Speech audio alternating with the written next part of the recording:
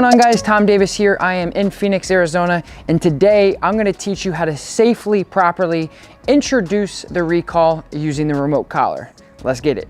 The reason why I'm making this video is because a lot of people go out and they buy a remote collar and they get a cheap one that they don't really know how to use, and they try to put it on their dog and they really do more damage than good. I mean, what happens is dogs just don't understand it, then they're off leash. And when I mean damage, that means that the dog is just off leash and uncontrolled and doesn't know how to respond to the e-collar, and that's dangerous. I want to make sure you guys know fundamentally how this is supposed to work when you're just teaching the recall. There's so many different things, and I have a ton of videos on how to introduce the recall universally throughout your whole dog training life with your dog, which is what we're going to talk about in all the other videos that I do. But in today's episode, we're going to keep it simple and clean so you guys can get your e-collar at home, and if it's something you're going to do, I want you to do it right. So let's get into it.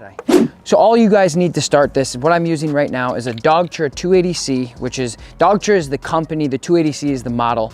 30-foot long line, 15-foot long line, 20-foot long line, something that you can navigate him, because this is the introduction stage. He's not going to be off leash, so I need to make sure that I can give him some sort of pressure with the leash to guide him and navigate him through.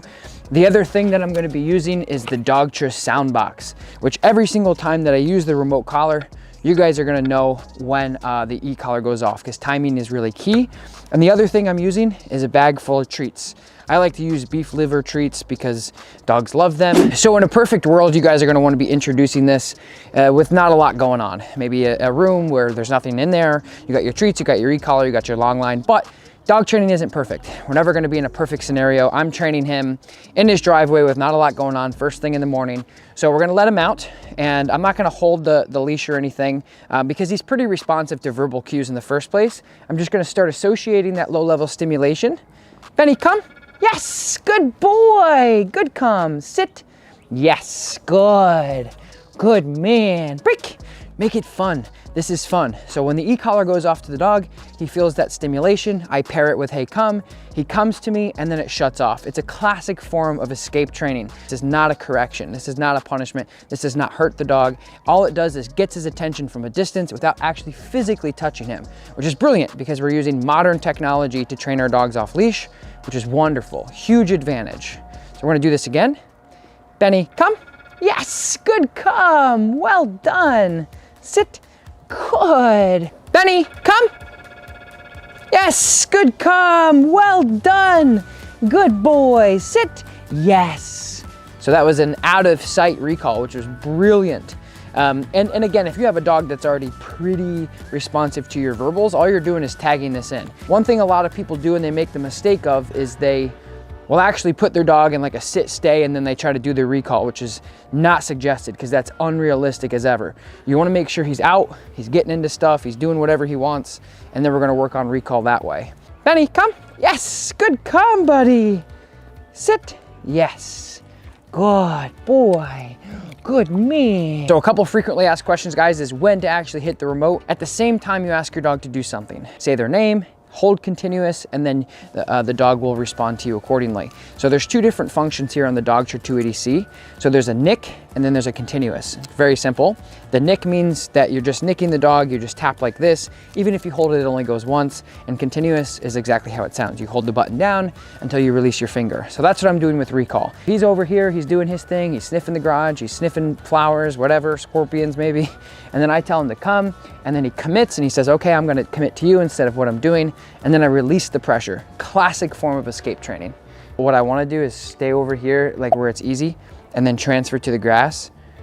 So I'll have you do it. Here, so you can do it for me too. So, Benny, come.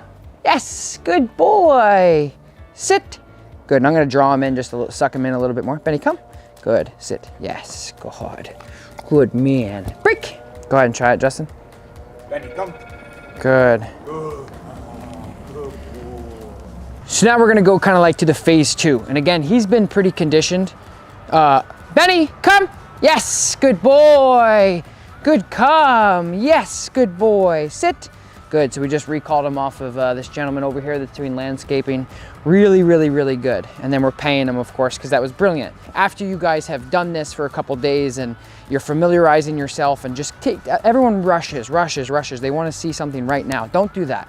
take your time. Don't buy an e-collar and go out and just slap it on because you're going to hiking for the weekend or camping or the beach or whatever. Just take your time to introduce this thoroughly in the beginning so you can sustainably use it forever, and it's great.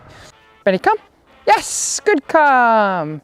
Good, so just using that nick, same time. Benny, come. Yes, good, come. You guys can do this in the morning with this kibble.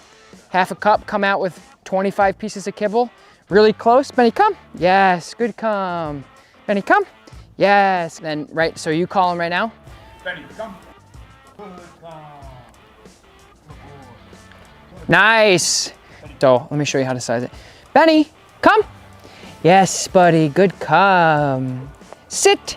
Yes. Just put it right on the side of his neck. So keep it nice and tight, right against his skin. And then is it gonna sit underneath or is it gonna sit Nope. on the sides? Good question, right on the side. Okay. You want it right on the side. This is where the area, like this is the biggest part of the dog's neck. Up here's like his spine and down here's his throat. Keep it right on the side. Right, buddy? Right in there. Rick, when you're doing the nick, because some dogs, like I was saying before, like the continuous, they're like, they stop to figure out what you want. So you say their name and they're like, hey, I'm gonna come to you. And then they're like, wait, what do I do with this? I'm not, and he's in the stages of, you know, so if you just do the nick, Benny, come, tap, some dogs they respond better to that. It kind of accelerates them. Some dogs with the continuous, they kind of shut down a little bit. Come. Good. Good boy. Good, now give him a break. Good.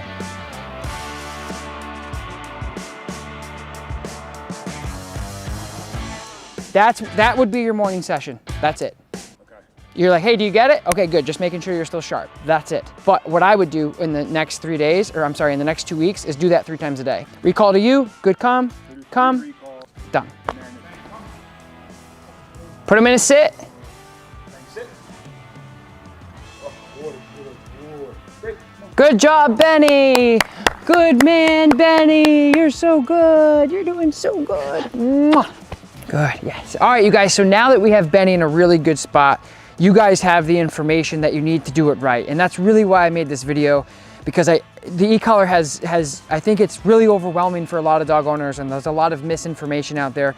You guys just saw, when I came to Phoenix, his owner was like, I need him to come off leash. And for me, I love dogs so much, and I want to do what's best for the dog and the owner, and to responsibly, humanely be able to use something that can actually reach out and communicate with the dog completely wireless, I have found to be the best, most effective, most efficient way to do that. So he's at a good point. If you guys have questions, I highly recommend hiring a dog trainer in your area that is comfortable using the remote collar, that can help you establish your e-collar basics, as well as going through all the videos on YouTube from people who are professionally trained using the remote collar in the way that I just introduced it. But again, I wanted to make this video just to let you guys know, to let anybody know, the e-collar is not this scary, shocking, mythological, crazy thing, abusive thing at all. As you guys saw, this dog is now as happy as he can be, running around in the acres that he has, and his owners can now go to the beach and other places like that and travel with him and have him responsibly off leash. Just because we care, we need to be able to communicate. So anyway, I hope you guys like this video.